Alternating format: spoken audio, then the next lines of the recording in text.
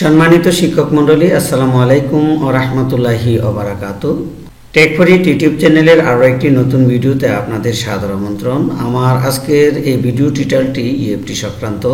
তো আশা করি আপনারা ইএফটি সংক্রান্ত ভিডিওগুলোতে তথ্যবহুল বেশ কিছু সংবাদ আপনারা পেয়েছেন এবং আবারও আপনাদের জন্য এমপিও ইএফটি আপডেট জানুয়ারি 2025 বেতনের সুখবর নিয়ে আজ আমি হাজির হলাম। আশা করি ভিডিওটি শুরু থেকে শেষ অবধি দেখবেন। তো আসুন এখন জানবো আমরা বিস্তারিত। সর্বশেষ যাচাইয়ের জন্য প্রেরিত 8,887 জন জনবলের তথ্য এখনও আইবাস প্লাস প্লাস হতে যাচাই হয়ে মাওসিতে আসেনি। অর্থাৎ ইতিপূর্বে মাধ্যমিক উচ্চ শিক্ষা অধিদপ্তর থেকে আইবাস প্লাস প্লাসে 8,887 জন জনবলের তথ্য পাঠানো হয়েছিল, তা এখনও ফিরে আসেনি।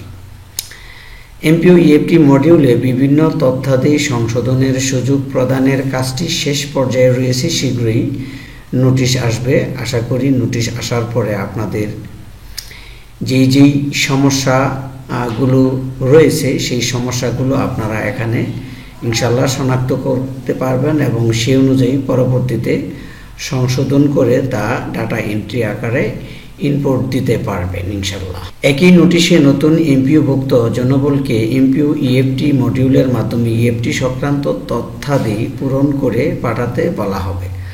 অর্থাৎ আপনি যদি ইতিমধ্যে কোনো তথ্য পাঠাতে গিয়ে ভুল করে থাকেন তাহলে সেই ভুলটি আবারও ইএফটি মডিউলে এডিট আকারে সংশোধন করে পাঠাতে পারবেন।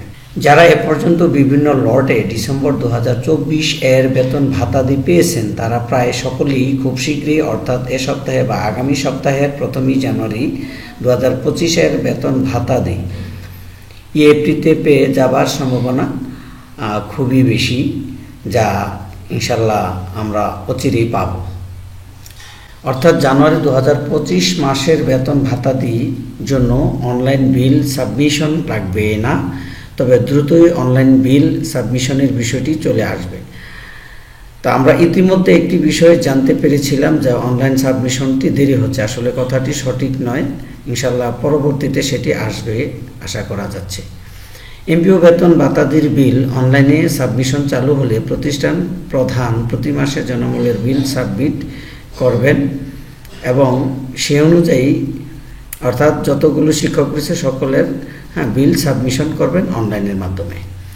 এমপিও বেতন ভাতাদির বিল অনলাইনে সাবমিশন চালু হলে প্রতিষ্ঠান প্রধান প্রতি মাসে জনবলের বিল সাবমিট করবেন। এর জন্য একটি অবশ্যই ইউজার আইডি পাসওয়ার্ড দেবে। তো আজকের মতো ভিডিওটি এখানে রাখছি। আল্লাহ হাফেজ।